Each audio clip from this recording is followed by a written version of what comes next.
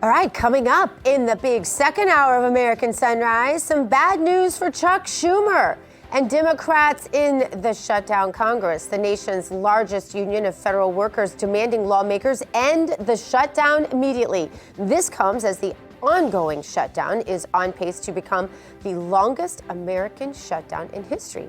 We're going to have analysis on that straight ahead. Plus, one leftist talking head on the airwaves, CBS, one less of them, actually, so that's good news. CBS host John Dickerson will reportedly leave the network at the end of the year. This closes Dickerson's 16-year run at CBS News, possibly signaling a new direction for the network. Well, we'll believe it when we see it.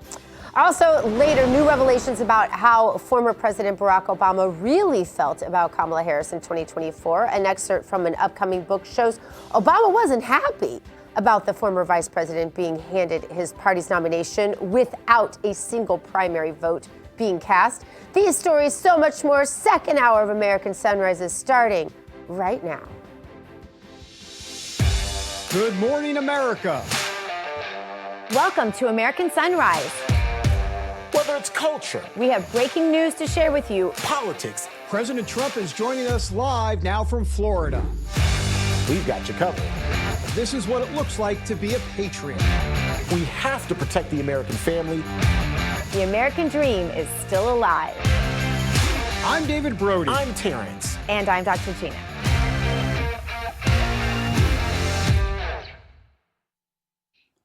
Welcome back, everybody, to the second hour of American Sunrise. I'm David Brody. Let's bring in Dr. G. She's in West Palm. T. Bates in our Denver newsroom.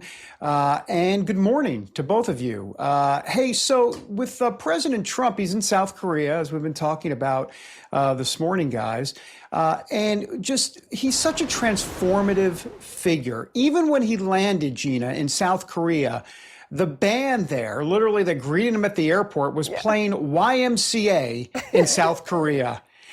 I mean, this, we're never going to see anything like this again. I'm sorry, in modern history. We're just not. Not a chance, David, not a chance. And you know you're doing something right when you relate to the American people on such a level that they can be like, oh my gosh, look, a new version of the Trump dance. And that is actually news making. Like, who can do that? You know, you think back to like Joe Biden standing there while those people, I think it was in Africa somewhere, dancing. And then we had all the LGBTQ,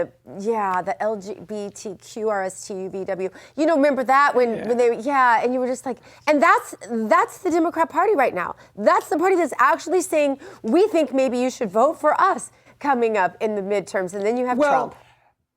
And I remember when he was in, I think it was Africa, where he had this press conference, this bizarre press conference, and then he wandered off into the bushes afterwards. Literally, he left, and then he disappeared into the bushes.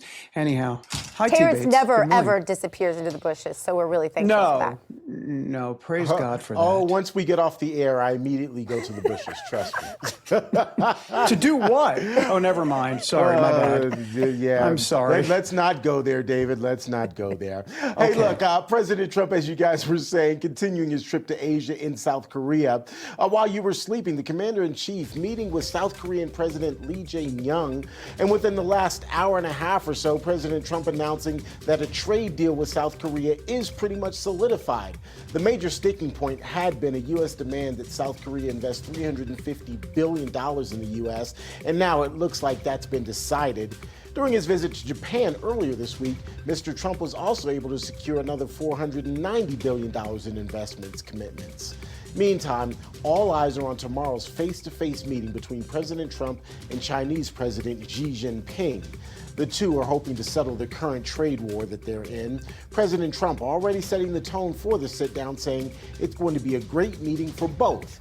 He anticipates meeting with President Xi for about 3 to 4 hours. By the way, President Trump will not meet with North Korean leader Kim Jong-un during this trip. He says the timing just didn't work out. And while President Trump is wheeling and dealing in Asia, back here in the United States, investors are expecting the Federal Reserve to cut interest rates today. The anticipated quarter-point cut would mark the second in 6 weeks. While inflation is still higher than where the central bank wants it, policymakers are reportedly more concerned about preventing a spike in unemployment. A number of major companies have already announced job cuts in recent days, including Amazon, which is laying off some 14,000 people.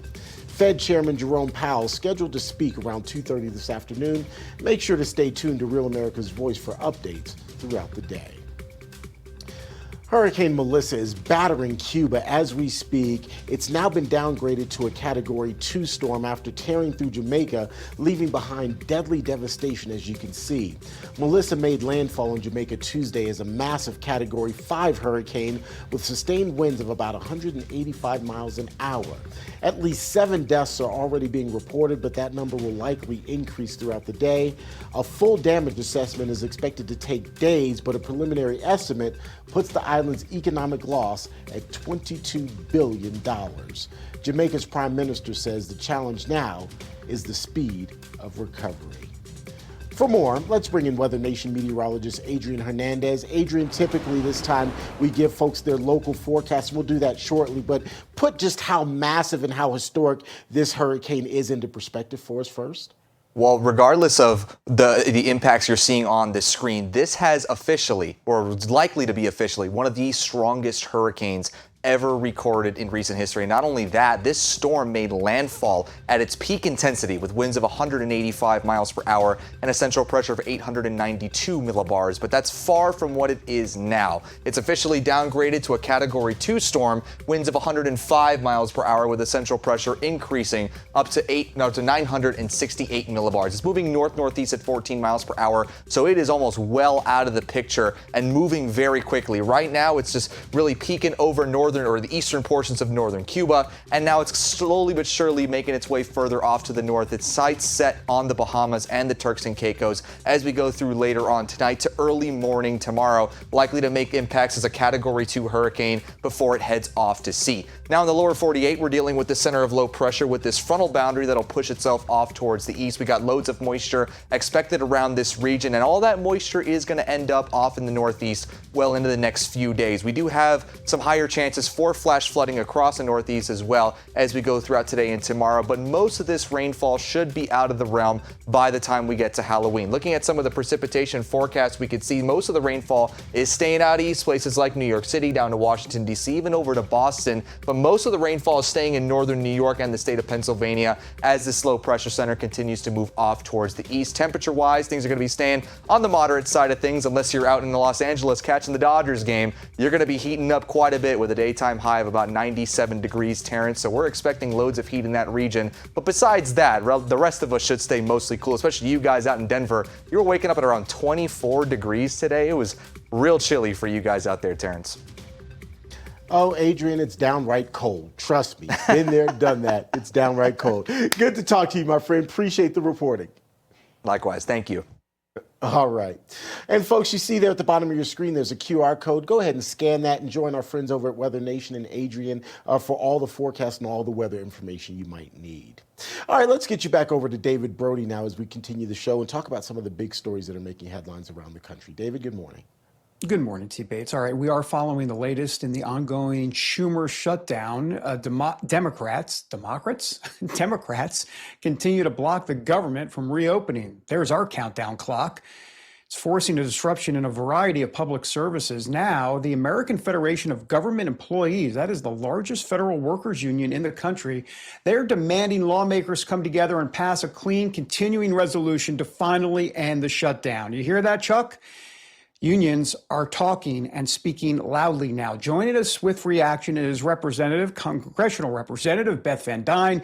Congresswoman, good morning to you. So, look, Democrats heavily rely on union support in elections. You wonder if this is going to be enough finally to pressure them to come to the table and do some business. Good morning to you.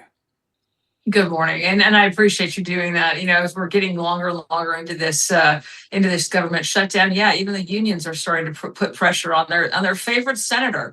I'm wondering if he's going to take heed. But the fact is that, look, I don't think you could see a more drastic difference now between the Democrats and the Republicans. The Republicans left with a Senate a bill that would have a short-term funding gap for spending to keep the government open. We left a great bill. We passed a great bill that is focused on providing more job opportunities, more opportunities for people to be able to keep money in their pockets.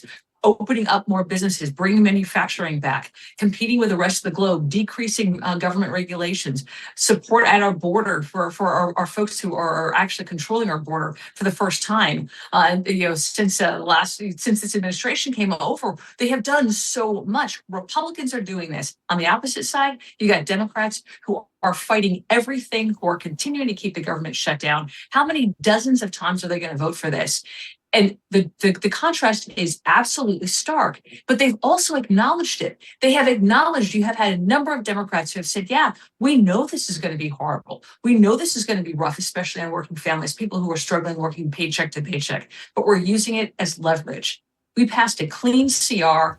It was funding levels that they had already voted on over a dozen times in the past. They're continuing to vote it down. They don't care. They're going to continue to inflict this pain until politically it is overwhelming. I wonder if that's going to happen now that you've actually got the largest federal employee union on their back. Yeah.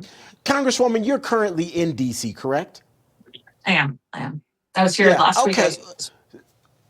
Kudos.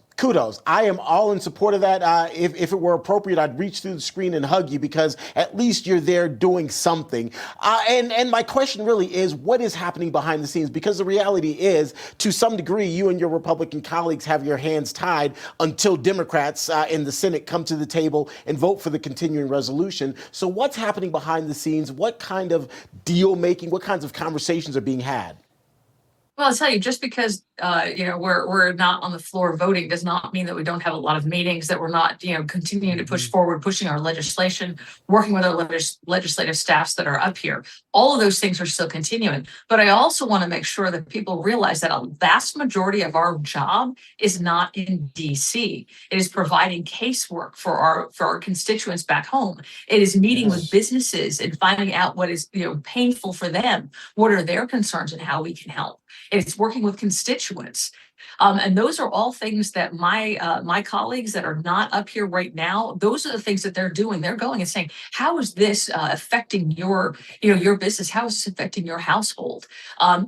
In order to be able to represent people in DC, you have to get home and figure out what's going on in your own district. So I want to applaud those folks who aren't necessarily in DC right now that have an opportunity to do that. I will be doing that again. I'm going home this weekend, and I'll be spending time in my district again. So I don't want to discount the job that we do there, but behind the scenes, people are very frustrated. The House did its job. We sent over a clean CR to the Senate to keep the government open, and what we're finding is that the Democrats in the Senate continue to vote to keep the government shut down. Now, we have heard, behind the scenes that you've got some moderate Dems, if those still exist, wanting to work with some moderate Republicans on pulling a deal out. We are all standing firm.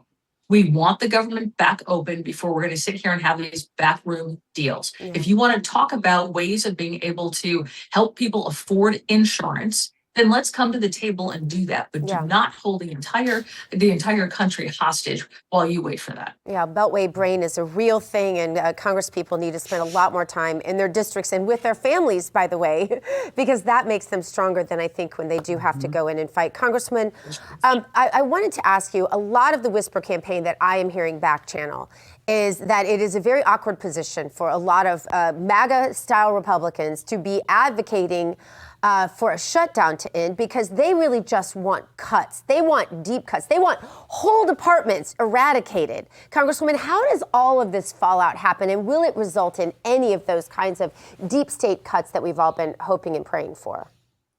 Well, I mean, we talk about cuts, but these are not just cuts. These are actually right sizing. We've got a number of bills right now that would prevent the government from continuing to just add layer upon layer of regulation and growth. So we want to make sure that we're right sizing. But right now, when we passed that clean CR from the House over to the Senate, I don't think Democrats understand that was a gift horse. There were a number of us that did not want to vote on a bill that would continue that level of spend. We want to see those cuts. We have a tremendous amount of trust right now in Russ vote in the DOGE efforts. We're not, stopping those, but we need to be able to do our job in Congress to be able to codify those measures. And I think that's very frustrating for a lot of us. But we want to see those cuts happen. I would would love to be able to go back to pre-pandemic levels of spend. I thought the government was too big back then. It seems that the Democrats use that as an excuse to spend more and more and more. So yeah, we do need to make sure that we're back in having those kind of conversations. At the same token, like, we are asking Democrats in the Senate, vote for what you have already voted for. Stop making this political. And by the way, the vast majority of them are still getting paid, because while you've got federal employees, folks like, air traffic controllers that are having to go to work and not getting a paycheck right now, members of Congress still can get their paychecks. Now, I joined a number of my Republican colleagues in saying, you know what, it's not fair. We're not going to get paid as long as the federal, employees who are being forced to go to work and not get a paycheck. I wonder how many of my Democrat colleagues are doing that. Yeah, exactly. Representative Beth Van Dyne, thank you so much for joining us today. Great to see you guys. You too. Coming up, longtime CBS News anchor, proud leftist John Dickerson announces he's leaving the network after 16 years. Is this a new direction for CBS? Are you buying it? Let us know in our chat. We'll discuss more when American Sunrise returns in just 2 minutes.